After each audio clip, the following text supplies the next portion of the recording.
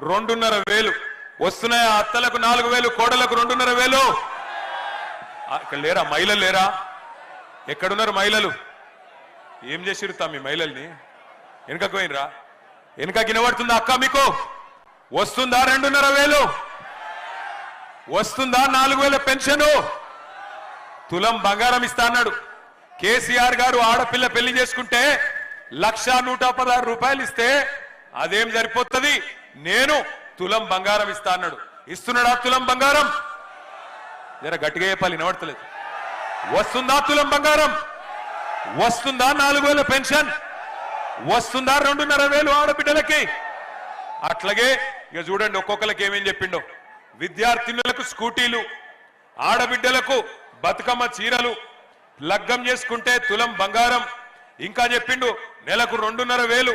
ఇక రైతన్నలకు నెలకు కేసీఆర్ గారు 10,000 ఇస్తే నేను 15,000 ఇస్తా అన్నాడు. కౌలు రైతులకు 15,000 ఇస్తా అన్నాడు. 2 లక్షల రుణమాఫీ చేస్తా అన్నాడు.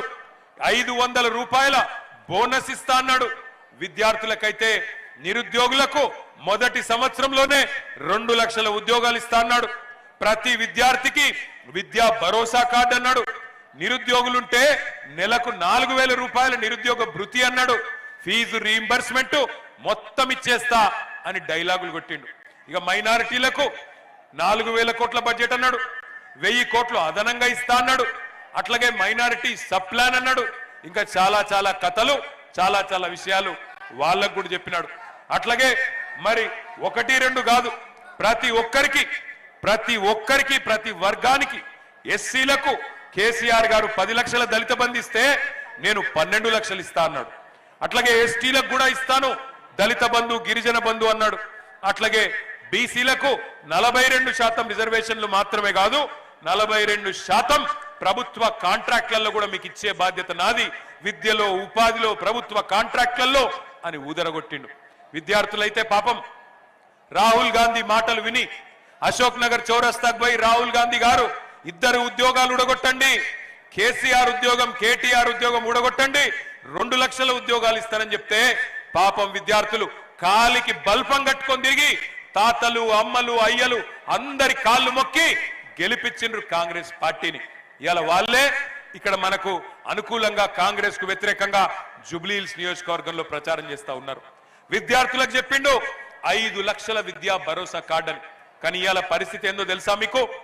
మొత్తం రాష్ట్రంలోని ఎంబీఏ కాలేజీలు, డిగ్రీ కాలేజీలు, ఎంసీఏ కాలేజీలు, ప్రొఫెషనల్ కాలేజీలు మొత్తం బంద్ పెట్టిండ్రు. ఎందుకు? అప్పుడెప్పుడో స్వర్గీయ డాక్టర్ వైఎస్ రాజశేఖర్ రెడ్డి గారు ప్రవేశపెట్టిన ఫీజు రీయింబర్స్మెంట్ పథకం ఇవాళ తుంగలో దొక్కుతున్నాడు రేవంత్ రెడ్డి. 8,000 కోట్లు మన్నించాలి, 10,000 కోట్లు ఇవాళ ఆ విద్యా సంస్థలకు బకాయి పడ్డాడు. కట్టుమంటే కడతలేడు. 5 లక్షల విద్యా భరోసా కార్డు ఎక్కడో పోయింది. 10,000 కోట్లు ఇవాళ మొత్తం లక్షలాది మంది విద్యార్థులకు బాకీ పడ్డాడు. ఎస్సీ, ఎస్టీ, బీసీ, మైనారిటీ, అగ్రవర్ణాల్లో ఉండే పేద పిల్లలు చదువుకోవాలని చెప్పి ఆనాడు అప్పటి కాంగ్రెస్ ప్రభుత్వం రాజశేఖర రెడ్డి గారు స్కీమ్ పెడితే ఇప్పుడు వచ్చిన రేవంత్ రెడ్డి దాన్ని తుంగలో దొక్కుతున్నాడు. 10,000 కోట్లు బాకీ ఉంటే ఇవాళ కాలేజీలో పోయి బాకీ అడిగితే ఏం చేస్తారా, నన్ను కోసుక తింటారా అని ఇవాళ డైలాగులు కొడుతున్నాడు. డైలాగులు కొట్టుడే కాదు, కాలేజీలను బ్లాక్ మెయిల్ చేస్తున్నాడు. విజిలెన్స్ దాడులు చేపిస్తా, నీ మీద కాలేజీల మీద విజిలెన్స్ దాడులు చేపిస్తా, కాలేజీలు మూపిస్తా అని ఇవాళ బెదిరిస్తా ఉన్నాడు రేవంత్ రెడ్డి. 5 లక్షల భరోసా కార్డు ఎక్కడో పోయింది.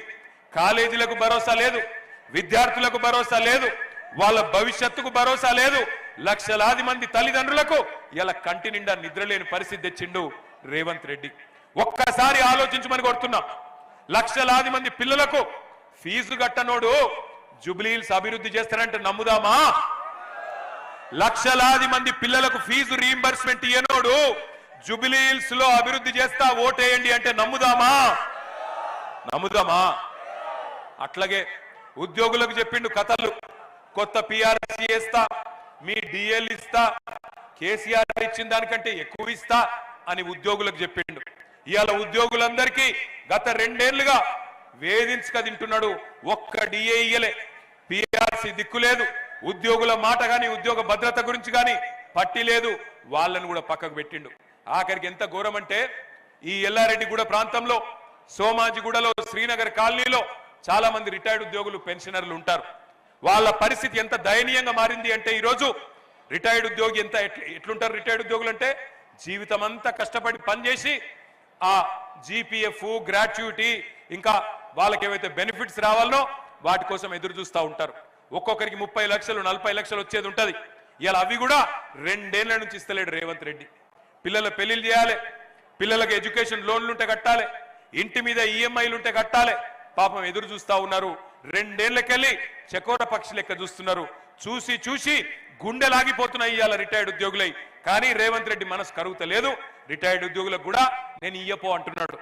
ఇవాళ కాలేజ్ వాళ్ళు ఫీజు అడిగితే వాళ్ళని బెదిరిస్తాడు, నిరుద్యోగులు ఉద్యోగాలు అడిగితే వాళ్ళని బెదిరిస్తాడు, ఉద్యోగులు డిఏలు అడిగితే బెదిరిస్తాడు, రిటైర్డ్ ఉద్యోగులు బెనిఫిట్స్ అడిగితే బెదిరిస్తాడు.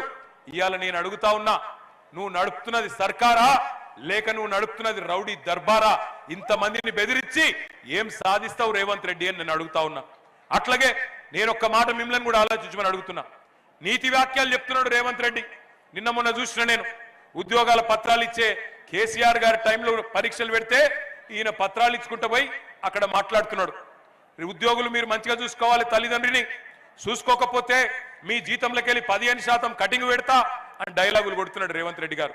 నేను రేవంత్ రెడ్డి గారిని అడుగుతున్నా, అయ్యా మరి రిటైర్డ్ ఉద్యోగులు వాళ్ళు కూడా నీకు తల్లిదండ్రులు లాంటి వాళ్ళే కదా, వాళ్ళు నీ ప్రభుత్వానికి పనిచేసిన వాళ్ళే కదా, మరి వాళ్ళకి ఇవ్వాల నువ్వేదైతే బెనిఫిట్స్ ఇవ్వకుండా ఆగం చేస్తున్నారో మరి నీ జీతంలోకి వెళ్ళి కూడా కోత పెట్టాలనా లేదా చెప్పాలని చెప్పి నేను కోరుతా ఉన్నా.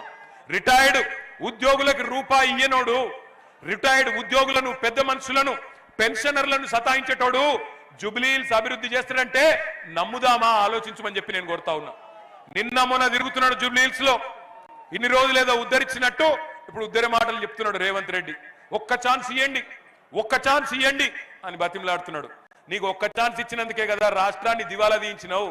నీకు ఒక్క ఛాన్స్ ఇచ్చినందుకే కదా 700 మంది రైతులు ఆత్మహత్యలు చేసుకున్నట్టు చేసినావు. నీకు ఒక్క ఛాన్స్ ఇచ్చినందుకే కదా 161 మంది ఆటో డ్రైవర్లు ఆత్మహత్యలు చేసుకునే పరిస్థితి తెచ్చినావు. నీకు ఒక్క ఛాన్స్ ఇచ్చినందుకే కదా కేసీఆర్ గారి టైంలో అద్భుతంగా నడిచిన 1000 గురుకుల పాఠశాలలు ఇవాళ మూలకు పడే పరిస్థితి తెచ్చినావు. నీకు ఒక్క ఛాన్స్ ఇచ్చినందుకే కదా 100 మంది గురుకుల విద్యార్థులు ఆత్మహత్య చేసుకునే పరిస్థితి తెచ్చినావు. నీకు ఒక్క ఛాన్స్ ఇచ్చినందుకే కదా ఇవాళ హైదరాబాద్ లో రియల్ ఎస్టేట్ నాగం చేసినావు. ఇవాళ నీకు ఒక్క ఛాన్స్ ఇచ్చినందుకే కదా హైడ్రా పేరు మీద మొత్తం బస్తీలలో ఉండే ఇల్లు కొడుతున్నావు. నీకు ఒక్క ఛాన్స్ ఇచ్చినందుకే కదా రాష్ట్రం ఇవాళ ఉరుకులు పరుగుల మీద పెరుగుతున్న రాష్ట్రాన్ని ఆఖరి స్థానంలో నిలబెట్టినావు. గుర్తు తెచ్చుకోమని నేను కోరుతా ఉన్నా. ఇందిరమ్మ రాజ్యం, ఇందిరమ్మ రాజ్యం, నా కోట్లేయండి, నా కోట్లేయండి అని చెప్పి, తులం బంగారం అని చెప్పి నెలకు 2.5